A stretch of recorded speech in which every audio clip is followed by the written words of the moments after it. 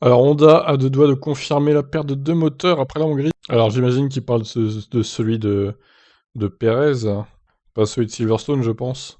Les Japonais ont en effet trouvé des signes de fatigue au niveau des points d'ancrage du moteur au châssis, ainsi qu'une petite perte d'huile, ce qui a conduit Red Bull à installer le troisième moteur et dernier neuf.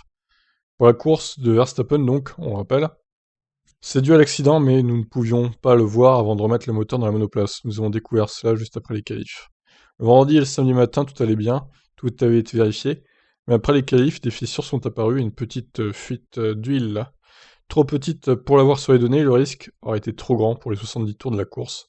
Alors nous avons remplacé le moteur. Bah, au final, s'ils avaient su comment la course se passerait, ils n'auraient pas remplacé le moteur.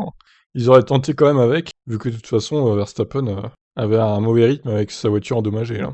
Nous avons eu de la chance cette fois de le repérer à temps, même si le résultat de la course n'a pas été génial. Nous allons envoyer le moteur une deuxième fois à ses coureurs au Japon pour vérifier ses fissures où elles se situent, voir si on peut réparer de l'extérieur car nous n'avons pas le droit d'ouvrir le moteur à cause des scellés. Mais il y a peu de chances de sauver le moteur cette fois. Concernant le moteur de Perez endommagé par la collision du premier tour, cela risque d'être le même sort selon Tanabe. Oui voilà, c'est bien le moteur de Perez. C'est pas le moteur de Verstappen encore une fois. Rassurez-vous, les données ont vite signalé une grosse anomalie, il a souffert et il sera très difficile de réutiliser ce moteur également. Honda finit donc cette première partie de saison frustrée avec de mauvais résultats lors des deux dernières courses. L'équipe avait dit qu'elle voulait terminer la première moitié de saison en beauté et avoir une bonne pause estivale avant d'entrer dans la seconde moitié. Mais les deux voitures ont été lourdement endommagées. Nous n'avions pas beaucoup de rythme, mais nous avons quand même terminé 9ème et pris quelques points.